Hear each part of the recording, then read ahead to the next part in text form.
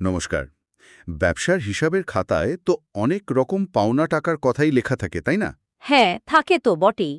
কিন্তু ওই খাতায় লেখা থাকলেই কি টাকা হাতে আসে? মানে সেটা কি নিশ্চিত? সেটাই তো প্রশ্ন।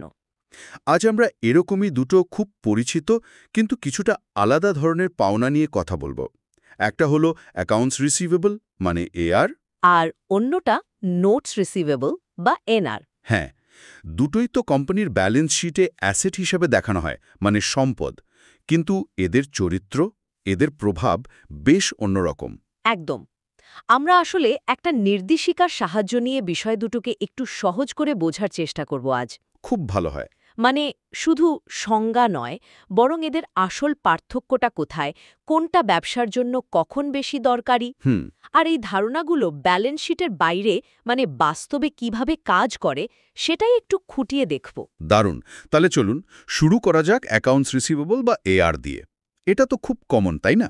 যখন কোনো ব্যবসা বাকিতে জিনিস বেচে বা সেবা দেয়। একদম। ধরুন একটা ফার্নিচারের দোকান কোনো ক্রেতাকে কিছু আসবাব বাকিতে বিক্রি করল, আচ্ছা। বলল ৩০ দিনের মধ্যে টাকা দিয়ে দেবেন। এই যে পাওনা টাকাটা, এটাই হলো এআর। ওহ, আচ্ছা। মানে এটা সাধারণত কম সময়ের জন্য। হ্যাঁ, সাধারণত স্বল্পমেয়াদী। ধরুন ৩০ দিন, ৬০ দিন, খুব বেশি হলে ৯০ দিন। একটা চালান বা ইনভয়েসের উপর ভিত্তি করে এটা তৈরি হয়। আর শুরুতে সাধারণত এতে কোনো সুদ থাকে না। যদি না পেমেন্ট দেরিতে হয়, তাই তো? ঠিক। তবে ব্যাপারটা যতটা সহজ মনে হচ্ছে, মানে সবসময় অতটা সোজাসাপটা হয় না। মানে ঝুঁকি আছে কিছু? অবশ্যই আছে। দেখুন, এটা তো অনেকটা ভরসায় চলছে, কোনো লিখিত বড় চুক্তি নেই। তো মূল ঝুঁকিটা হলো গ্রাহক হয়তো সময় মতো টাকাটা দিল না, ও। অথবা একেবারেই দিল না, এরকমও হতে পারে। একে আমরা বলি ক্রেডিট রিস্ক। আচ্ছা, এই ক্রেডিট রিস্ক সামলানোর কোনো উপায় আছে? হ্যাঁ, কোম্পানিগুলো একটা ব্যবস্থা রাখে এর জন্য। নামটা হলো allowance for doubtful accounts. Allowance for doubtful accounts মানে? মানে আগে থেকেই একটা আন্দাজ করে রাখা যে মোট পাওনার এতটা হয়তো আদায় নাও হতে পারে, সেই অনুযায়ী একটা প্রভিশন রাখা আর কি। বুঝেছি। অনেকটা আগাম প্রস্তুতির মতো। একদম। যদিও আমরা বলি যে এআর বেশ লিকুইড, মানে তাড়াতাড়ি নগদে পরিণত করা যায়, কিন্তু সেটা তো তখনই সত্যি হবে যদি টাকাটা ঠিক সময়ে আদায় হয়। ঠিক। তাহলে ব্যবসার রোজকার লেনদেনে এটা খুব সাধারণ হলেও একটা অনিশ্চয়তা কিন্তু থেকেই যাচ্ছে। আচ্ছা, তাহলে নোটস রিসিভেবল বা এনআর কখন দরকার হয়? এটা কি তাহলে আরও বেশি ফর্মাল কিছু? ঠিক ধরেছেন, যখন লেনদেনটাকে আরেকটু পাকাপোক্ত করার দরকার পড়ে, কিংবা ধরুন টাকার পরিমাণটা বেশ বড়, বা হয়তো সময়টাও একটু বেশি লাগবে। অথবা যখন সুদ নেওয়ার ব্যাপার থাকে? হ্যাঁ, সেটাও একটা কারণ। তখনই আসে নোটস রিসিভেবল।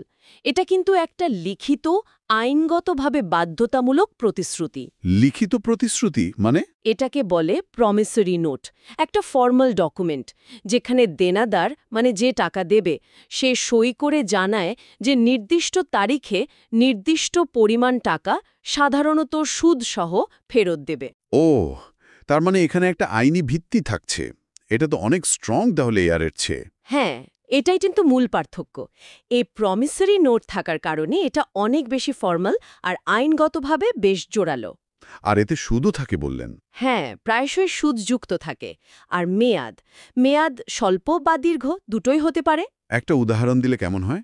ধরুন একটা কোম্পানি বেশ কিছু দামি যন্ত্রপাতি বিক্রি করল, ক্রেতার সাথে চুক্তি হলো সে ৬ মাস পরে টাকাটা দেবে, আর তার জন্য বছরে ৫% হারে সুদ দেবে। তো এক্ষেত্রে কোম্পানি ক্রেতার কাছ থেকে একটা প্রমিসরি নোট নেবে। এটাই হলো নোটস রিসিভেবল। আচ্ছা, তাহলে তো এখানে টাকা না পাওয়ার ঝুঁকিটা কম হওয়ার কথা, তাই না? যেহেতু নোট আছে। হ্যাঁ, তুলনামূলকভাবে ঝুঁকিটা এআর এর চেয়ে কম, কিন্তু এর আরেকটা দিকও আছে।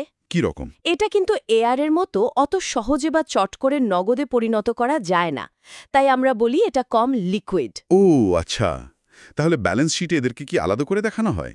নিশ্চয়ই হয়। অবশ্যই।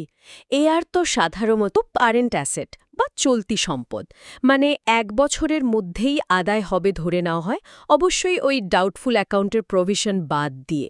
আর এনআর? এনআরের ক্ষেত্রে মেয়াদটা দেখতে হয়। যদি ১ বছরের কম মেয়াদি হয় তাহলে কারেন্ট অ্যাসেট, কিন্তু যদি মেয়াদ 1 বছরের বেশি হয় তখন ওটা নন কারেন্ট অ্যাসেট বা দীর্ঘমেয়াদী সম্পদ হিসেবে দেখানো হয়।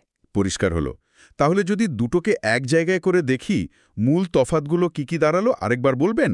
অবশ্যই। সংক্ষেপে বললে 1. আনুষ্ঠানিকতা। এআর হল ইনফর্মাল, চালান ভিত্তিক। এনআর হল ফর্মাল, প্রমিসারি নোট ভিত্তিক। 2. সুদ। এআরে সাধারণত সুদ থাকে না, এনআরে থাকে। 3. মেয়াদ। এআর স্বল্পমেয়াদী, এনআর স্বল্প বা দীর্ঘমেয়াদী হতে পারে। আর ওই আইনি ভিত্তি আর লিকুইডিটি? হ্যাঁ, 4 নম্বর হল আইনি প্রয়োগযোগ্যতা। এনআরের আইনি জোর বেশি। আর 5. লিকুইডিটি। এআর বেশি লিকুইড, এনআর কম লিকুইড। মানে এআর হল ব্যবসার দৈনন্দিন গতির খেলা, আর এনআর কিছুটা সুরক্ষার ব্যাপার। কিন্তু মিলও তো আছে। দুটোই তো অ্যাসেট, কোম্পানির সম্পদ। দুটোই পাওনা টাকাকে বোঝায়। হ্যাঁ, দুটোতেই ক্রেডিট ঝুঁকি আছে, কম বা বেশি। আর ব্যবসার ক্যাশ ফ্লো বা নগদ প্রবাহের ওপর দুটোই তো বিরাট প্রভাব ফেলে। একদম ঠিক। আর বাস্তবে কিন্তু একটা মজার জিনিসও হয়। কি রকম? কখনো কখনো এআরকে এনআরে পাল্টে ফেলা হয়। ধরুন, কোনো গ্রাহক কিছুতেই চালানে টাকা দিচ্ছে না, বারবার তাগাদা দেওয়া হচ্ছে। হ্যাঁ, এরকম তো হতেই পারে। তখন কোম্পানি হয়তো তাকে একটা অপশন দিল, বলল ঠিক আছে, আপনাকে আরও 6 মাস সময় দিলাম, কিন্তু এবার আপনাকে একটা ফর্মাল নোটে সাইন করতে হবে আর এর জন্য সুদ দিতে হবে। ও ওয়াও, মানে ঋণটাকে ফর্মাল করে নেওয়া হলো। এটা তো বেশ কাজের কৌশল। হ্যাঁ, এতে পাওনাটা আইনিভাবে আরও একটু সুরক্ষিত হয়। আচ্ছা, আরেকটা প্রশ্ন। যদি কোম্পানির হঠাৎ করে টাকার দরকার হয়, কিন্তু এই এআর বা এনআর থেকে টাকা আসতে তো সময় লাগবে, তখন? সেক্ষেত্রেও উপায় আছে।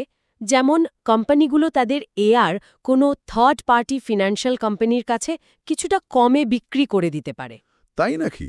হ্যাঁ, এটাকে বলে এআর ফ্যাক্টরিং। কোম্পানি সাথে সাথে বেশ কিছু টাকা পেয়ে গেল, আর ওই ফ্যাক্টরিং কোম্পানি পরে গ্রাহকের থেকে পুরো টাকাটা আদায় করার দায়িত্ব নিল। মাঝখান থেকে তারা একটা কমিশন বা লাভ রাখল। বুঝেছি। আর এনআরের ক্ষেত্রে? একই রকমভাবে এনআর ব্যাংকে বা আর্থিক প্রতিষ্ঠানে ডিসকাউন্ট করা যায়। মানে মেয়াদ শেষের আগেই নোটটা দিয়ে কিছুটা কম টাকা তুলে নেওয়া। একে বলে এনআর ডিসকাউন্টিং। তার মানে দুটো ক্ষেত্রেই তারল্য বা লিকুইডিটি বাড়ানো যায়, কিন্তু কিছুটা খরচ করে। ঠিক তাই। দ্রুত নগদ টাকা পাওয়ার সুবিধা, কিন্তু তার জন্য একটা মূল্য দিতে হয়। তাহলে পুরো বিষয়টা বেশ পরিষ্কার হলো। এআর হলো ব্যবসার রোজগার, ইনফর্মাল পাওনা, সহজ কিন্তু একটু অনিশ্চিত। আর এনআর হলো শর্ত সাপেক্ষ, ফর্মাল, সুদসহ পাওনা, বেশি নিরাপদ, কিন্তু হয়তো টাকা হাতে আসতে একটু সময় সাপেক্ষ। এবং ব্যবসার আর্থিক স্বাস্থ্য বোঝার জন্য, ক্যাশ ফ্লো ম্যানেজমেন্টের জন্য, ঝুঁকির মূল্যায়ন করার জন্য এই পার্থক্যটা বোঝা কিন্তু খুবই জরুরি। হুম। মানে কোথায় কত টাকা আটকে আছে, কবে নাগাদ পাওয়ার সম্ভাবনা, আর তার সাথে কতটা ঝুঁকি জড়িয়ে, এই পুরো হিসাবটা ঠিকঠাক বুঝতে না পারলে কিন্তু মুশকিল। একদম। খুবই গুরুত্বপূর্ণ আলোচনা হলো। আজকের মতো আমরা এখানেই শেষ করি, তবে শ্রোতাদের জন্য একটা ছোট্ট প্রশ্ন বা ভাবনার খোরাক রেখে যেতে চাই। অবশ্যই। আমরা তো ব্যবসার পাওনা টাকা আদায়ের ঝুঁকি কমানোর জন্য ক্রেডিট পলিসি ঠিক করা বা গ্রাহকের ক্রেডিট হিস্ট্রি দেখার কথা জানি। আচ্ছা, এগুলো ছাড়াও মানে এই প্রথাগত পদ্ধতির বাইরে আর কি অভিনব কৌশল থাকতে পারে বলে মনে হয়, যা হয়তো আমরা সচরাচর ভাবি না? এটা নিয়ে আপনারা একটু নিজেরা চিন্তা করতে পারেন। দেখা হবে পরের পর্বে।